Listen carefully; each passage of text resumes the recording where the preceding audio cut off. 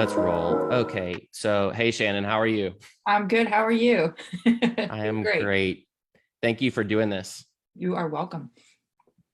So, to paint the scene for everybody, to paint the setting, I've been following Shannon for a while. Shannon's highly accomplished in the fitness world. I think I've been following you probably for at least, I don't know, probably 4 or 5 years, just trying to track.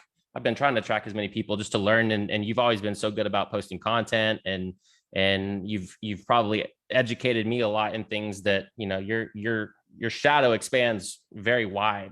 And I think the other day you posted basically a post about this whole journey that you've been going on with the breast implant illness. And I basically reshared it because there's people in our community that are highly affected by this. And like any chronic illness or complex illness, there's a lot of people that are exist on this spectrum of either I have something and nobody knows what it is. Right. And that could take years to get to the point where, okay, they know what it is. They just have no idea how to address this. And then there's years until it's maybe even addressed, hopefully. And some people, they go years without things being addressed. So I just wanted to share that. And I thought it was really cool that you were sharing awareness, and we got to talking and we're like, hey, let's do a video and let's go through kind of your story, because I think it's educational for a lot of people. And I think, as you know, and you might be able to give a lot of information on this, is depending on how much you knew going into it or not. I think a lot of people are struggling to find information on this.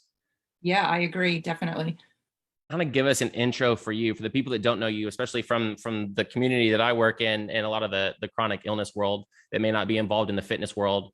Can you just kind of go through an intro of like basically who you are, what you've been up to the last decade, and kind of lead it into what's been going on in the last, couple months?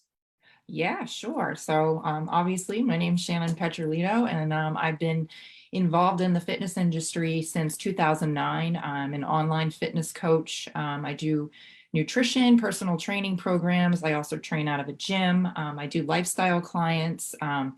Pre and post baby, corrective exercise. And one of my biggest accomplishments would be the competition prep scene. That's where I got involved with personal training and nutrition. I started competing myself in 2009, and fast forward 2011, won a world title in figure in Miami with one organization, Fitness America. And then in 2015, won another world title with the WBFF, which is where I currently am, but I am currently retired. So now I just coach other people to the stage. And aside from that, the past decade, that's what I've been doing. I've been competing and I've been building my brand and building my business. And I'm heavily focused on building my business now with, like I said, training me people to compete and get on stage, and also helping people just live healthier lives. And this whole thing that just happened to me in the past couple years has opened another door, I think, where so many people have reached out because of my post. I didn't even expect that to happen. Something was pulling me to do it, basically. And I was like, this is kind of a really personal thing for me, but something's telling me I should really put myself out there, because I know what I felt like when I was going through it and not getting any answers. And I'm like, maybe if it just reaches one person, I'm doing something good. And lo and behold, there's been like multiple weeks now where I've been on phone calls and with women I don't even know from all over that are just kind of reaching out, looking for some sort of validation and things going on with them that were similar to going on with me. And here we are doing this interview. So hopefully it reaches more people and helps more people. I like how you breezed over that one little fact of, not only were you on a pro stage, you were on a pro stage. It was you won on the pro stage. Not only did you win on a pro stage, that was after having a baby, right? Yes. So I had my son in 2004. So he'll be 18 in a couple weeks, actually. And I just turned 46 myself. And I didn't start competing until I was in my early 30s. Yeah. Yep. So and won the world title when I was 40 in 2015. Yeah.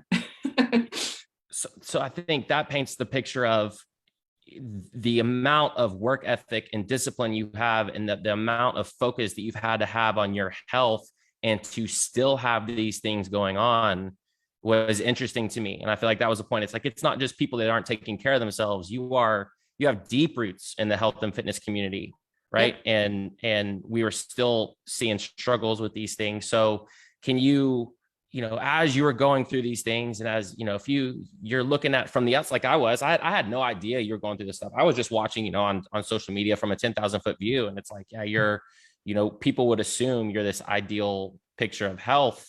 Yeah. Can you kind of go through the process of kind of the story of, okay, when did you start to notice? Well, you can go into the history of when you had, because I know you had 2 operations, right? One that was subglandular, and then they moved it behind to where it was Yeah. submuscular.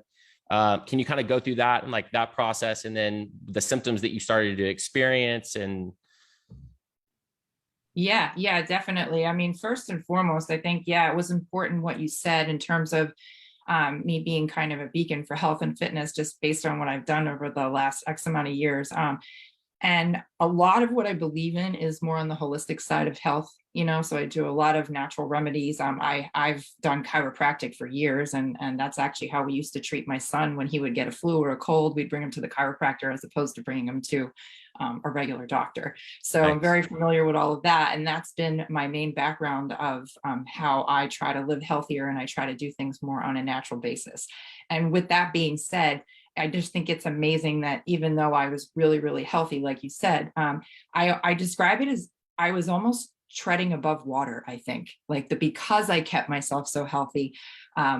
For a while, I had these symptoms presenting, but the past year they just got worse and worse and worse and worse. And that's with me being even really healthy. But I just think my body was just skating above that line. And then where there's people that aren't healthy and taking care of themselves the best way that they could, I've read stories, I've seen women post in a particular group that I'm in that are just very sick, like bedridden sick. And, Right. thank God that didn't happen to me.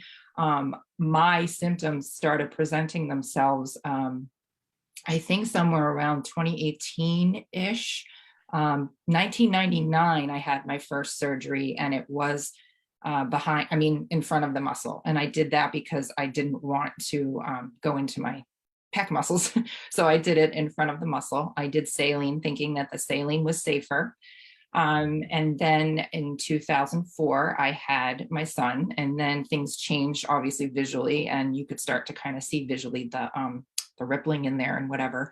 So I went back to the same surgeon and said I wanted them put behind the muscle because you wouldn't be able to see them as much. He said he would use the same implant, believe it or not. And he did the same implant, and come to find out now, he didn't remove the capsule when he put them behind the muscle.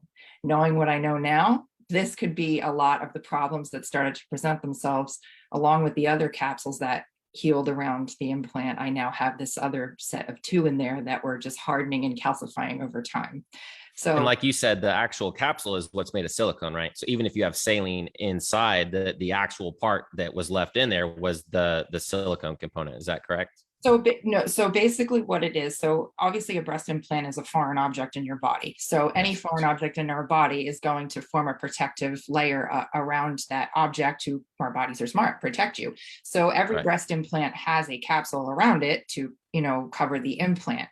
The capsule itself, yes, it could have had residual silicone in there, because even though I have saline breast implants, I think one of the misconceptions is, if you don't have silicone, which is a worse breast implant, then you're fine. But not necessarily, because the actual shell that holds the saline is made of silicone.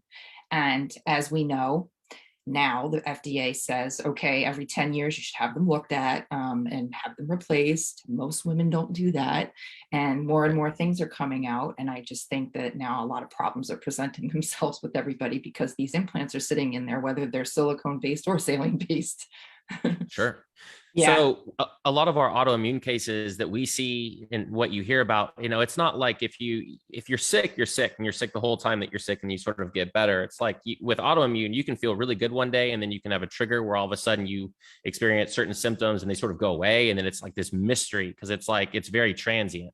You might have one day where you're doing really good, you're not stressed, you got good sleep, you ate really well, life's good.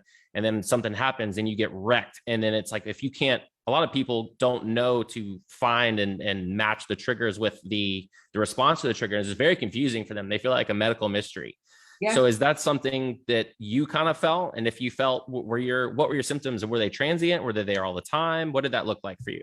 So I didn't associate it to my implants, but I think I talked about this on my Instagram story. Was that I think it was around 2018 or 2019. How do you pronounce it? Raynaud's Raynaud's. Raynaud's? Raynaud's, yeah, okay, I always say it wrong.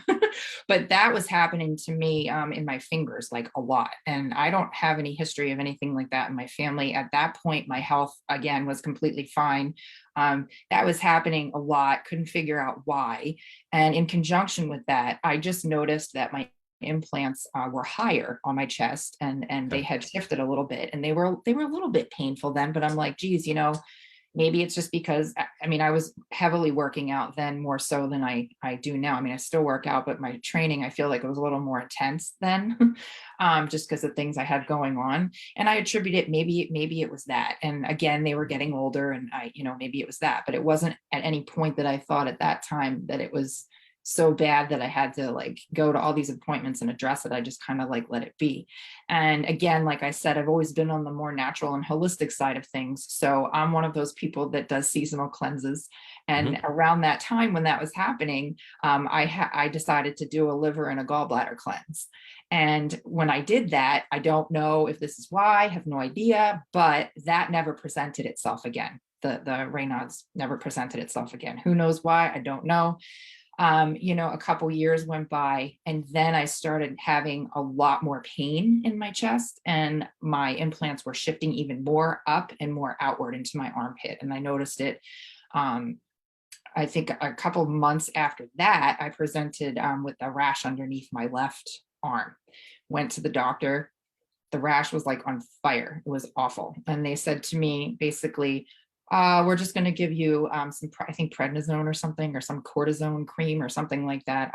Make sure you're showering after you work out, was the answer I got. And I said, what? I saw that Instagram post when you went in, and they were like, use a different detergent, or use something, right? Change your razor blade more frequently. I mean, I've heard it all. And I'm like, are you sure it can't be implant related? Because it's only on my left side, and the left implant hurts more. The left implant has moved more. That's higher on my chest. Something seems weird to me. No, that couldn't be it. That was my primary. And I had gone back to her, I don't know, 3 or 4 times because of the same rash. And then a couple other rashes that were just showing up randomly on my face, which I've never had any issues like that. So then I decided to get a new primary. I'm like, I'm going to try to find one that is more on the holistic side of things and at least believes in. The other one wouldn't even do the blood work. That's where I got with her. She was just attributing it all to gym related stuff. So this new primary at least did the blood panel, and everything came back normal with that. Like I said on my story, I mean, they couldn't find anything. And then I asked them to dig a little deeper. Is it thyroid, any autoimmune, anything like that, Lyme, anything? And everything came back normal, which I'm thankful for. And then I decided, okay, I'm going to make an appointment with this particular surgeon that I went to, and at least he recognizes breast implant illness, and see what he has to say. But that was an 8-month waiting period for me.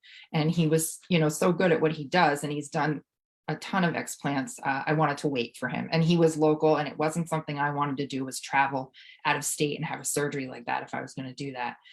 So in those 8 months, I figured I would do more due diligence and have all these tests done, had the MRI to see if there was any rupture, which, come to find out, they don't always show ruptures, especially if it's inside the capsule. You sometimes can't see that through an MRI. So, but everything was fine with the MRI. I had some other test. I can't even remember what it was now, but I had like all these tests done prior to.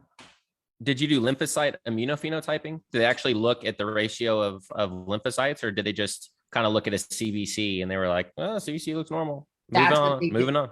That's what they did. Everything was just moving on. Oh, it was ultrasound too that I had done. Okay. And they, again, when I went into that appointment, that was at a breast center, which I thought was going to be more of a positive outcome than it was.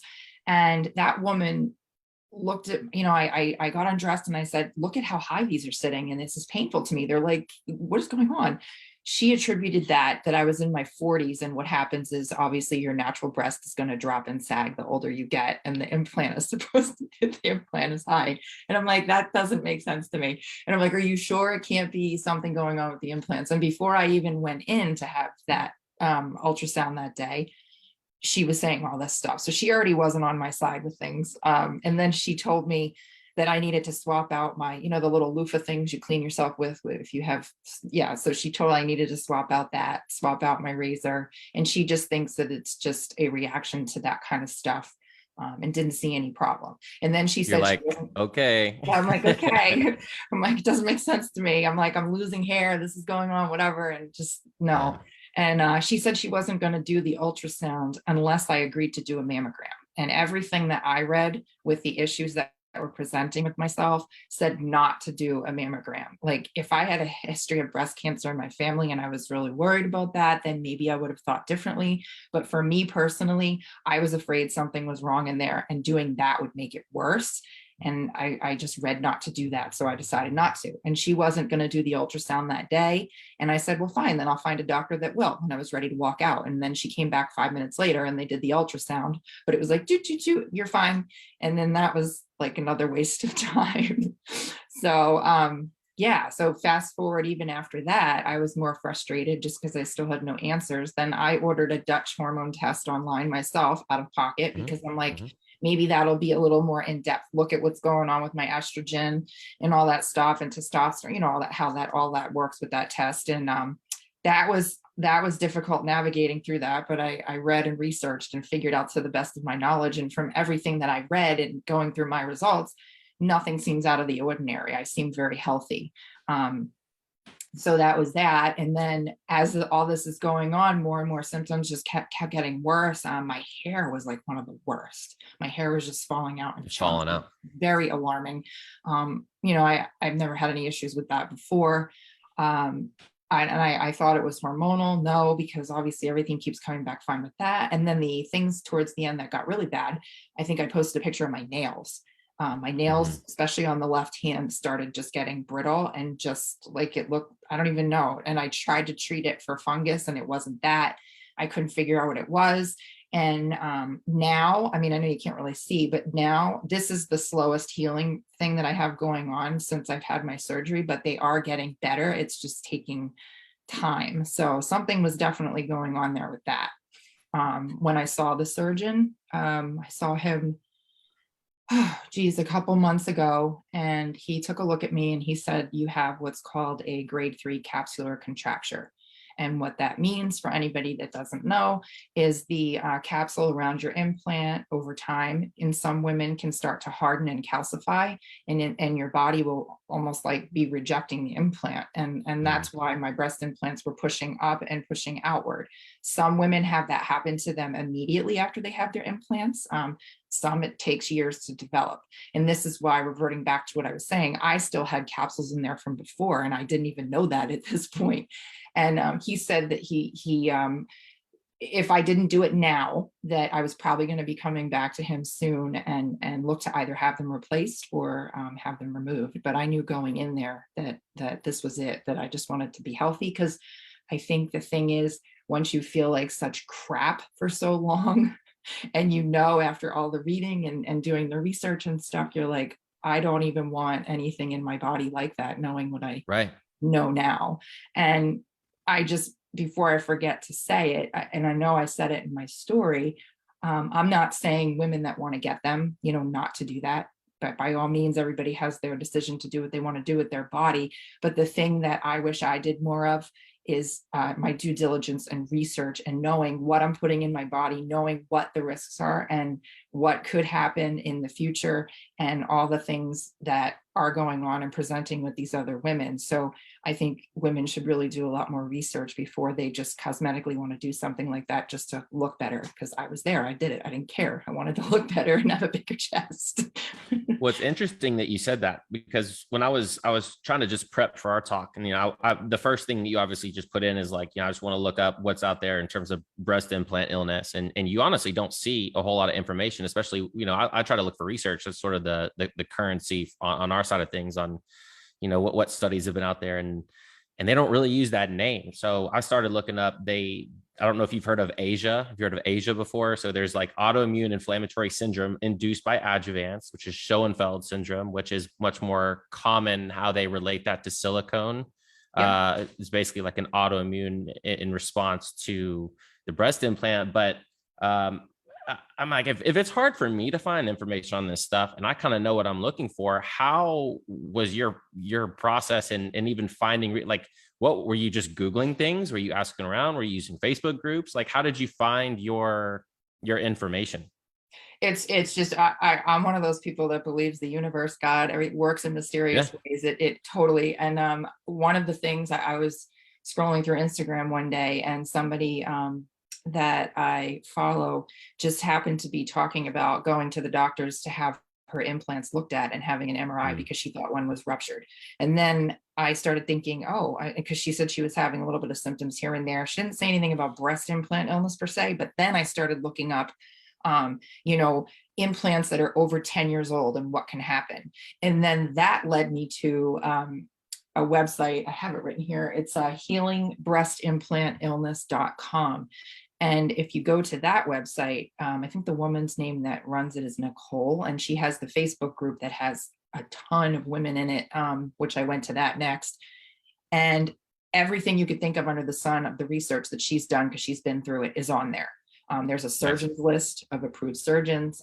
There's articles on everything you could think of in terms of the FDA and what they didn't do, what they're doing now, what they do label as a problem now. So that's what happened, where I got most of my information from, because I trusted the source. And then I just started doing more and more on my own. And I keep doing more now just because of how I feel, different things that are happening. And I just want to be able to answer as many questions as I can in an educated way, so.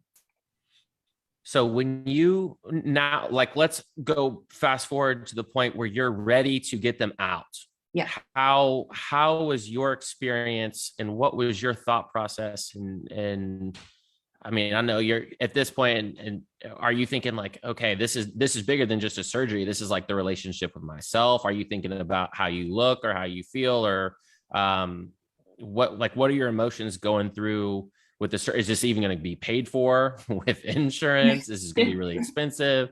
What's your um, what's your thought process? First and foremost, when I saw the surgeon, and he said what he said, and he said, I really think based on the symptoms that you're having, I fully recognize breast implant illness. And because you have that capsular contracture, what we can do is we could submit to the insurance company on your behalf.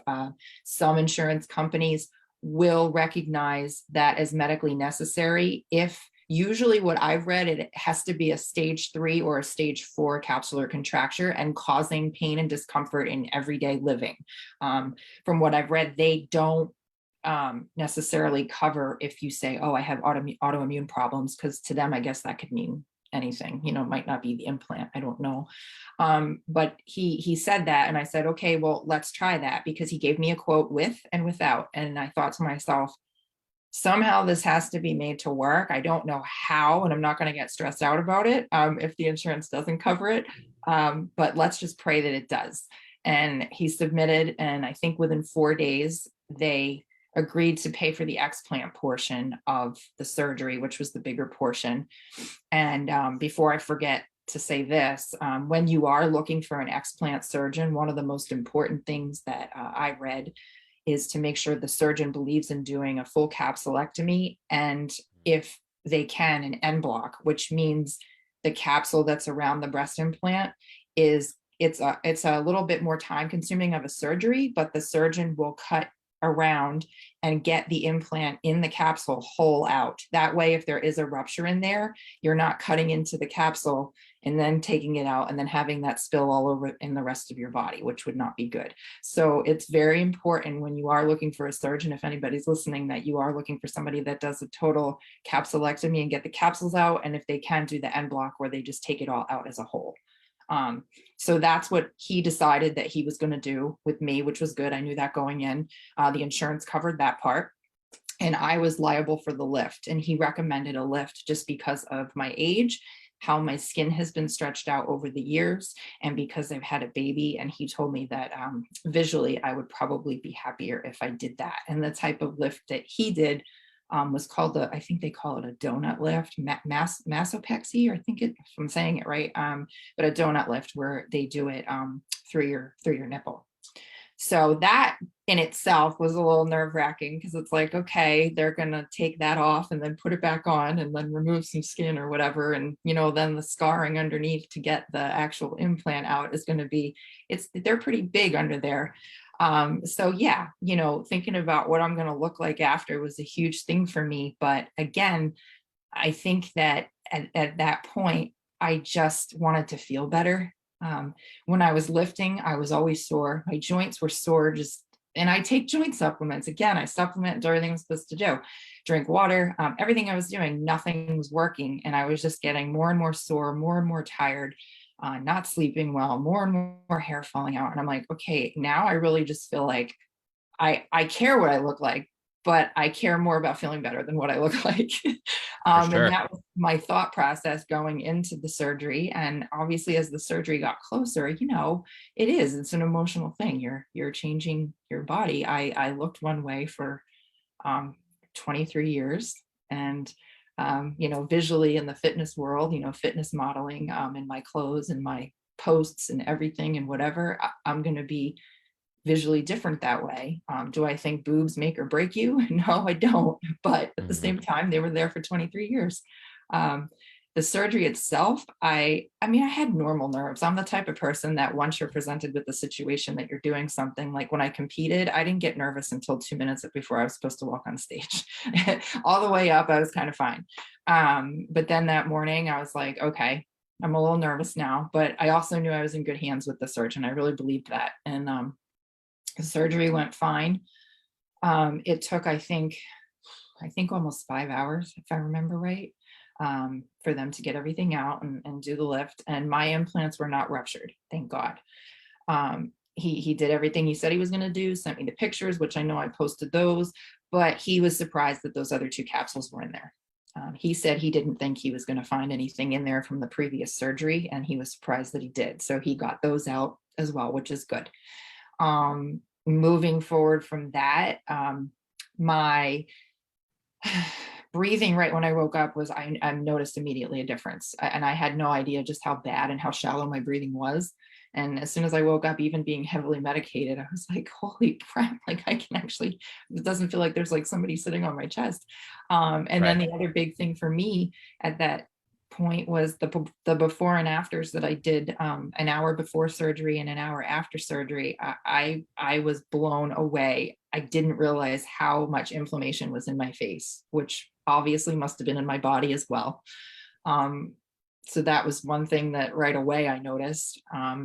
Of course, this is going to take months to heal from, and I will probably notice more things as time goes on. I mean, your body, it has to go through detox phases, obviously, of getting the stuff out of it in terms of what was in the silicone. And if anything is left over residual in your body, you might have better days. You might be tired some days. I am fully aware of that, but there are some things that I've noticed right away, which is great. Moving forward to almost a week after the surgery, I think when I got my drains out, I think that was the most emotional time for me through this whole thing. I got the drains out, and they said the day afterwards I could take a shower. I hadn't seen myself yet.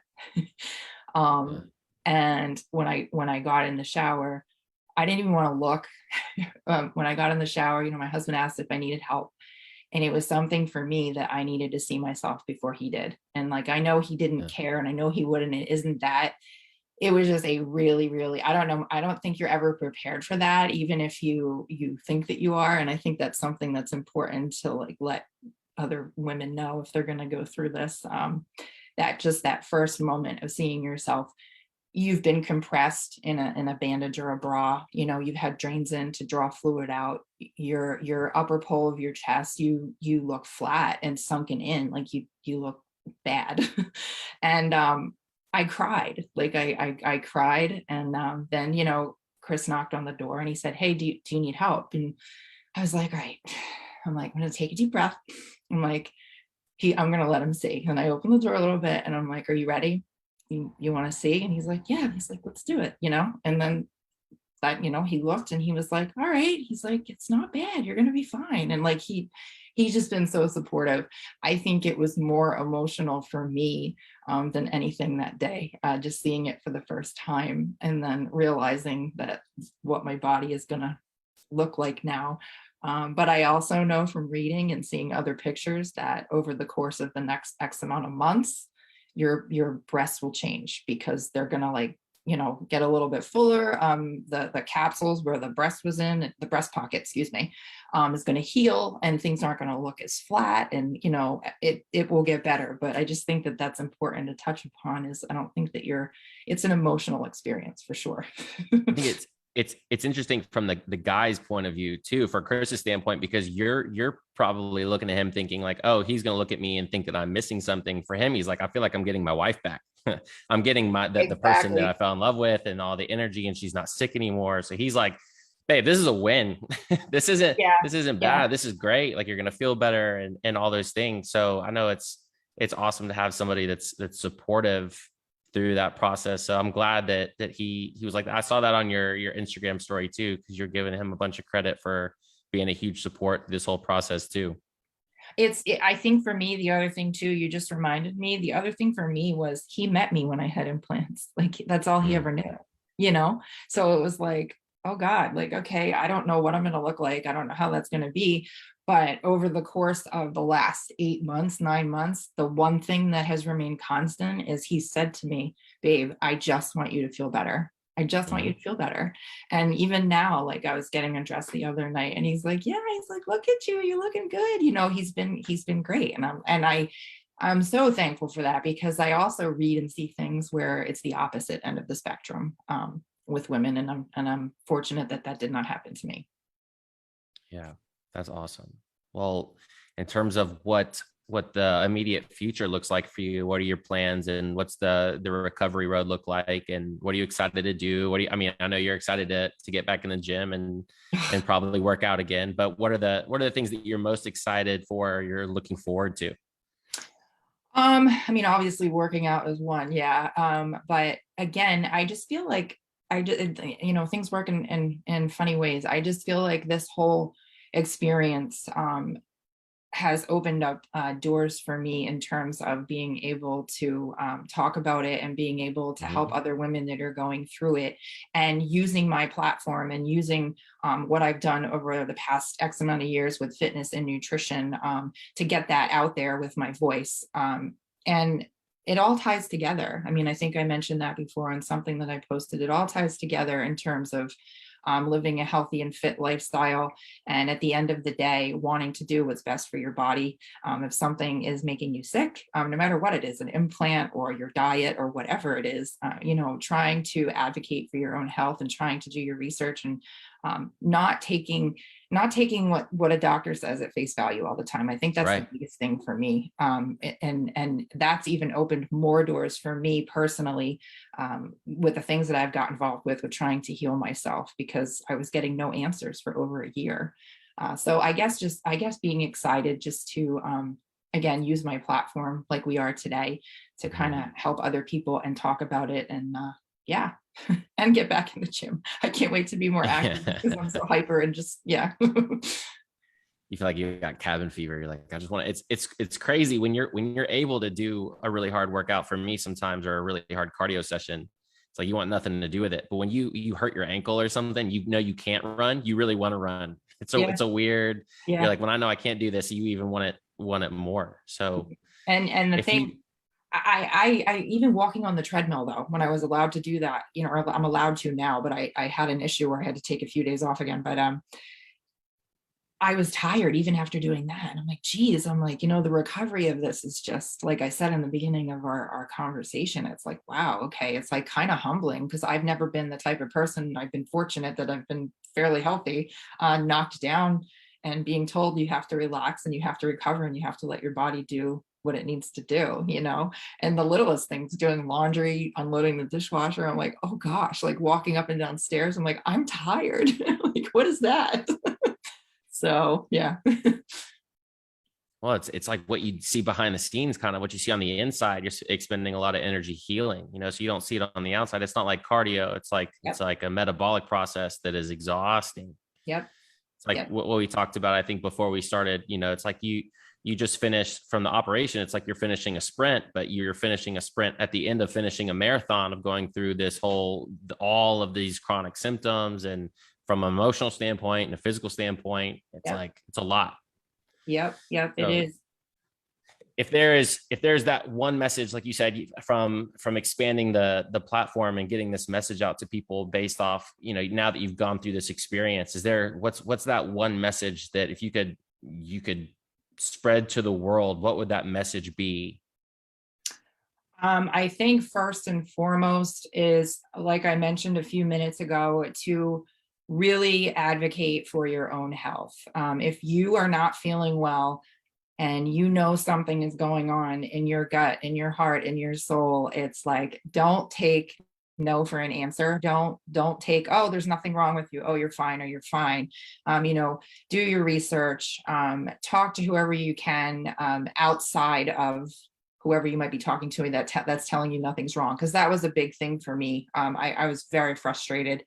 And again, just listening to your body, paying attention to those signs. And if you're thinking about getting implants, or you're thinking about doing any type of cosmetic surgery, again, doing your research, doing your due diligence, and just knowing the risks and what could potentially go wrong, so that you're not blindsided in the future. That's awesome. It sounds like common sense, but it's not common. It should be No. normal, but it's not common. So, I think so that's huge. I just think that a lot of times, and I was that person too, I think a lot of times you just want immediate gratification, especially in the competitive fitness world. You have a lot of women that think that they need implants to do well and compete and all that stuff. And that's just not the case. I had mine before I started competing. That wasn't a thing for me, but I know, a lot of my clients ask me that over and over and over again. And you don't want to make a decision to get a breast implant because you're going to get on a competition stage. That's not very smart to do that. That's where the due diligence and looking at the risks come into play, rather than just getting breast implants to get on stage to hopefully do well, because you don't need them to do that. Right. Well, that brings me up to one other question that's semi-related to that, because when you're in a fitness world, I think a lot of that focus is centered primarily around, you've got you're highly dialed into your macronutrition. Yep. You're highly dialed into your stress control and your sleep and water and all those things. But how much involved did you get into and became to the micronutrition part? Were you kind of going through this process of like, well, maybe my macros are off, or maybe I'm overtraining, or maybe I'm not diverse enough in my macros. And I know I probably should have asked you that like 30 minutes ago, but no, it's fine. What was there any, like, so about a Dutch test, so you could go to hormones.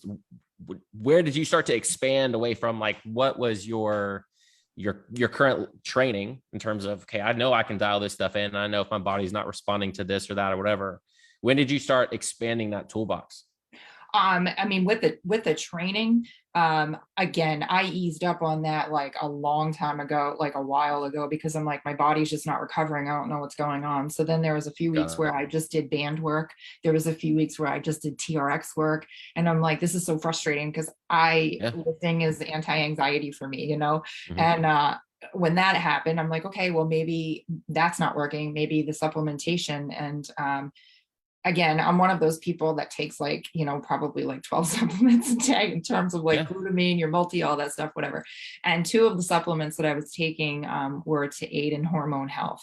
So I knew with my tests and everything and the things that I was taking, I'm like, okay, there's nothing going on there. I don't know what's going on. So I think that I had all my bases covered with the supplementation leading up to the surgery. Obviously, you have to stop a lot of supplements. And coming out of the surgery, I think important to note is I didn't load back up on all my supplements. There was only certain ones that I did for about 2 weeks, and then I gradually started incorporating more back now. Some of those ones were geared towards inflammation and gut health immediately, and immunity. So I did a lot of turmeric, a lot of ginger, arnica for inflammation, glutamine for my gut health, probiotics, because I unfortunately had to take antibiotics for a few days just for the infection risk. And I did that. I only had to take them for a couple days, so that's good. But yeah, the supplementation afterwards, I think really helped my body recover quicker and better. I do a lot of things with essential oils too. And when I came home from the hospital, I was very nauseous from like the anesthesia and all that stuff. So the essential oils, diffusing them, like I think I did something like basil and ginger and something else. And that got rid of the nausea, which was amazing. I didn't have to really take anything to combat that wasn't natural. And I did a few rollers for like the pain, the topical pain. I did have to take some pain meds some days, unfortunately, because the pain was bad. But again, the probiotics to help with, replenishing the good bacteria. And now I'm kind of back on my regular supplement routine with all the other ones I was doing. So there's I was thinking about this earlier. There's a test now. I was having a conversation with somebody, and I think somebody messaged me when I basically just like the other day, I was like, hey, I'm going to do a talk with Shannon. If you guys got any questions, let me know. We'll just write them down on our thing. And somebody responded like, well, I've got implants, but I don't have any of these issues. Right. So I think the conversation, which you did hint on earlier, is, implants equal these problems. And I think it's an important point on our end to say, if you have a genetic or an environmental predisposition, if you have an immune imbalance potentially going into it or during, you might show way more effects than if you don't. And not everybody will. And I think that's the straw man argument in this is, well, I have them and I'm fine. Yeah. And people will take that and throw it away, like not necessary for me. And that's not necessarily the point. So I think the point that's responsible for us to make is it depends. It depends on the person. It depends on the procedure that you get. It depends on I love that you're so holistic because you kind of get this. It depends on the health of what's going on in your gut. It depends on the health of what's going on in your immune system. Yep. There's tests now that go far beyond a CBC. There's actual immunophenotyping, which you can check and kind of see if your immune system is kind of imbalanced or not. So I think before people just kind of be like, well, I know so-and-so and so-and-so and so-and-so have had it and it's fine. That's not real. That's too lazy of an argument. We have to dig deeper than that and say, hey, it depends on the person. This exists. It's very real to certain people. Yeah. And I think we've done a decent job going through this. I've really enjoyed this conversation, and hopefully this is going to help a ton of people, at least give them, I know it's great from your end to just hear, it helps to validate somebody, just be like, oh my gosh, that's exactly what I'm going through now. They might be, 1 or 2 years behind you clinically, and this might help them make some moves and hopefully this changes some lives. So thank you so much for doing this. Yeah, you are welcome. I just wanted to touch on one more thing because I just remembered it. If you don't mind, if you have a minute. Go for it. Yeah, we're hanging out. I forgot, and underneath the supplement routine, another really important one that I wanted to touch upon was the milk thistle, because of all the silicone toxicity that can happen in your body. Obviously, milk thistle can strengthen your liver and then obviously help you naturally detox the liver. So that was another really important one that I was on after my surgery, and I'm still doing now. And then just, closing out again, this is my personal story, what happened to me. And for those that can relate to that and have these questions, that's the reason I'm doing it. Of course, not everybody is going to have issues with them. Of course not, everybody's different. But I definitely think it's so important to acknowledge the fact that it is an issue. It is a problem with not a small percentage, a pretty large percentage of women, actually. And I just think people need to be heard. And I think that in the medical world, it needs to be recognized more and taking women's word that something's not right. It's really interesting. When I was doing a lot of my research, it's, when you look back not too long ago, they only knew about like a 20 to 25 autoimmune conditions. And it was really just rheumatologists that worried with autoimmune. And now it turned into like, 50 to 100. And then now it's like, if you do neurology, you have to know about autoimmunity. If you do gastroenterology, you have to know about autoimmunity. And now it's almost to the point where like, okay, just assume that any disease process has an autoimmune component unless otherwise specified. It went from like 20 to 50 to 100 to, we are in the modern world. It's very easy for some of us to lose this immune tolerance to our own tissue. Yeah. And it can be caused by different things. It could be a virus for one person. It might be the toxins in the air with somebody else. It might be the bad gut bacteria in somebody else. It's crazy. So everybody's different. So, yeah, like what you said, it doesn't, the same formula does not apply to a group of people. We can't treat a bell curve on this. We have to look at the individual and look at their specific differences and treat them like an entire human being. And it's just like anything. I mean, I believe over time with any kind of toxin, right?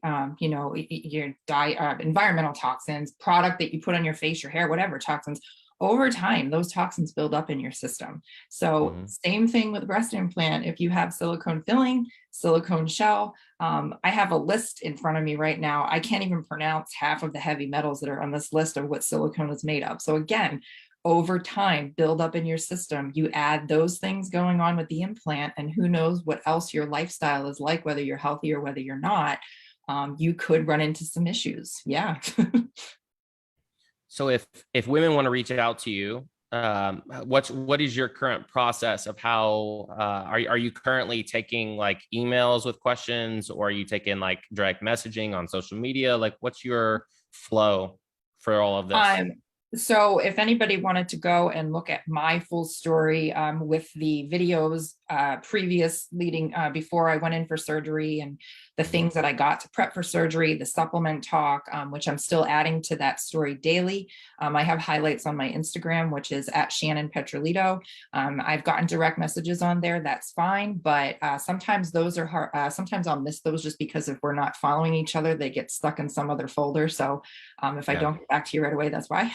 But email is also fine. And you can email me through my website, which is shannonpetralito.com. Awesome. Shannon, thank you so much for doing this. I hope it helps a ton of people. Thank you for having me. It was great. Absolutely. My pleasure. All right, everybody. I hope you guys got a lot out of this. If you have any questions, just I'm assuming there's going to be a comment section. I don't get on Facebook a lot. So yeah, if you guys have questions, just reach out, and then both of us will kind of keep an eye on it. I can always email her if I see it and she doesn't, or vice versa. And we'll try to get to as many people as we can. So I hope this helps. Hope everybody's having a good day. Have a good weekend, and we'll talk to you guys later.